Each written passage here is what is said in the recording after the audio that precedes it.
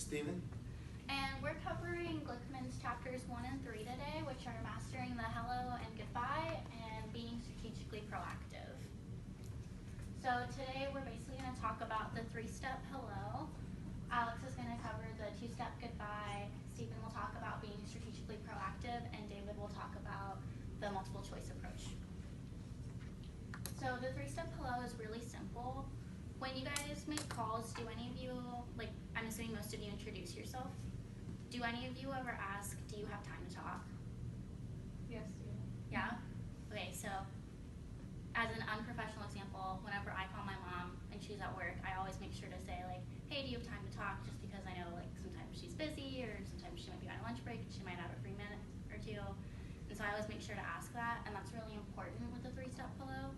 So basically the first step in it is obviously introducing yourself, which most of us do.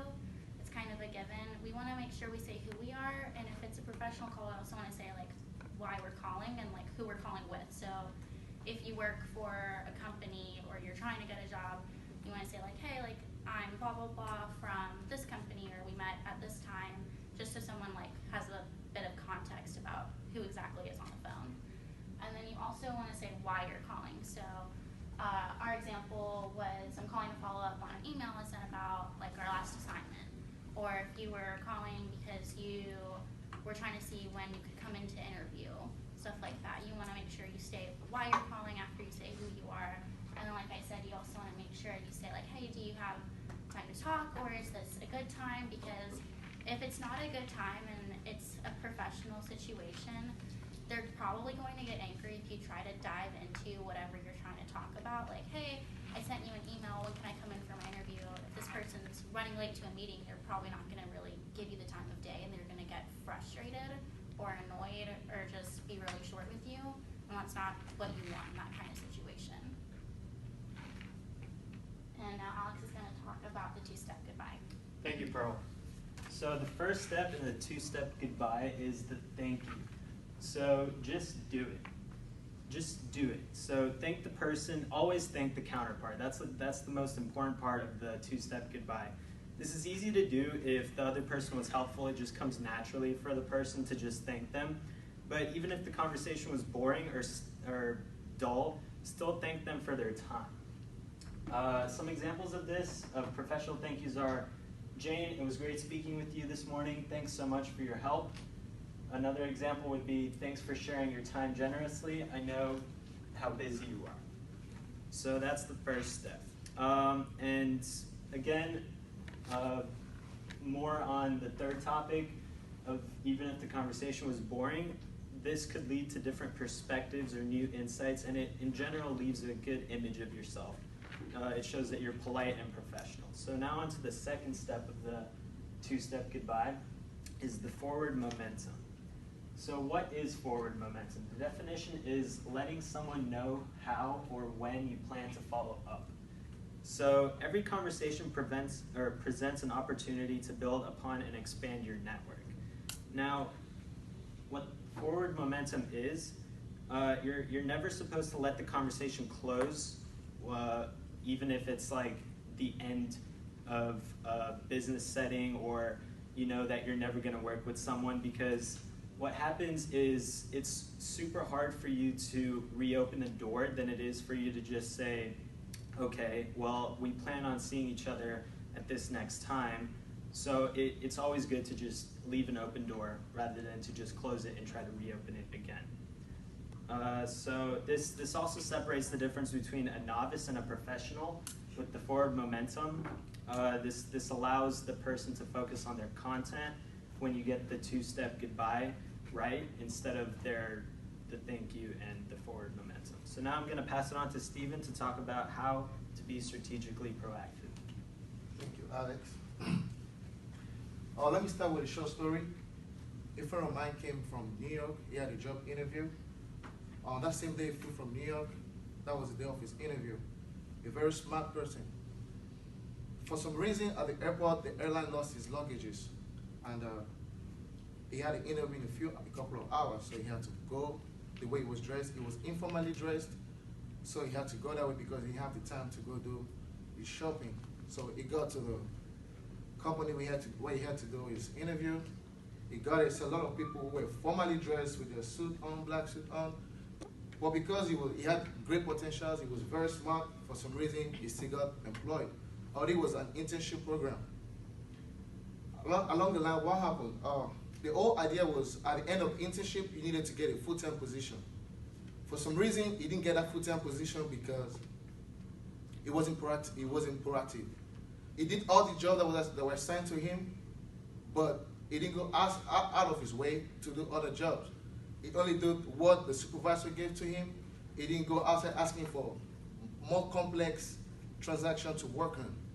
What's my point? I'm trying to explain what being strategically proactive means.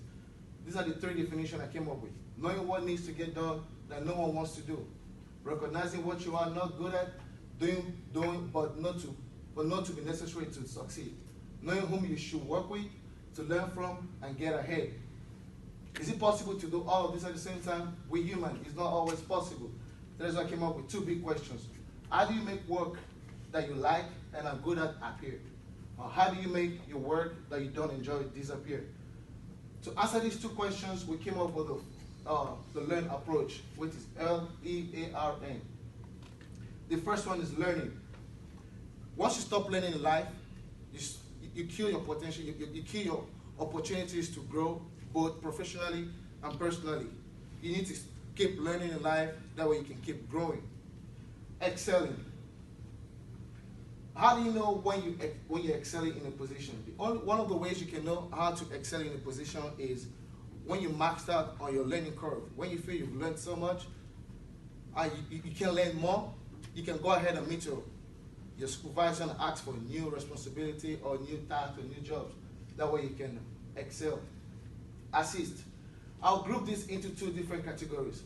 You can assist your coworker, either doing administrative work or just an act of kindness. For instance, your workers are staying back, they have to stay over and do some extra work because they were late on their job. You can actually go, hey, do you want me to help you out with any little thing? Do you need me to grab you something to eat or not? That's just well being a team player. Redirect. Redirect here doesn't necessarily mean you don't want the job to get done. You don't want to do the job. What this simply means, there's a professional way of doing it. You don't want this particular job or undesirable job. So you go ahead, you're a step ahead, you go ahead and do the jobs that you feel like you want to do more, you have more interest in, you go ahead and do it before your supervisor or your boss comes up with a job you don't want to do. So you're indirectly not doing what your supervisor is going to tell you to do, you're doing what you want to do, but in a very professional way. Networking. You wonder in some jobs why a particular person is always chosen. Hey, go do this for me. The boss is always going after one person. Hey, when there's a new job or there's a new task, the boss will always be like, hey, you go do this, you go do this. That is because they put themselves out there. Whenever there's something that needs to get done, they're always available. So this way, for you to make yourself available, there are different ways you can do it. You can, if it means to carry your boss's bag or write a speech for him, do any little job, that way you can know, hey, you're useful, you can do something. And having said that, I'm going to pass to David to do the other part. So the second strategy that the text highlights is the multiple choice strategy. It consists of 2 different parts, the first being to be proactive. In this regard, it more relates to being proactive in the sense of offering assistance or offering help to someone else. So in other words, how can I help doesn't really help. A better approach to offering help to someone would be to say, I'm happy to do this, or why don't I start on this assignment, or would you like me to go there, or does it make sense for me to tell them?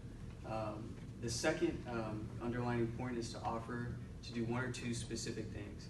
A great example would be, would you like me to gather information or research sales leads? The difference between the 2, how can I help, is more of a broad or vague statement. It doesn't really offer any direction.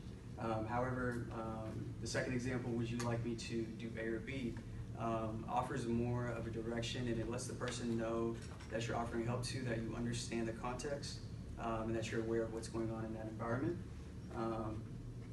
Having said that, the second example is what most, I think, employers would find that could be the segmenting difference between two employees.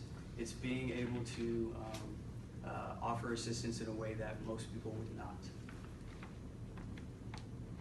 So having said that, a quick recap of kind of what we've found most impactful within this text. The first one was the 3-step hello, which includes introducing yourself, identifying the purpose of the meeting, and then pointing out any key questions that you may want to address. Second is the 2-step goodbye. That includes showing your appreciation and creating momentum for the next meeting. Thirdly would be the strategically proactive approach, which follows the learn approach. And lastly, the multiple choice approach, which consists of being active, proactive, and offering help or assistance in a more effective way. Having said that, that concludes our presentation. If there's any questions, we'd love to open up the opportunity for that now. And this is our quiz.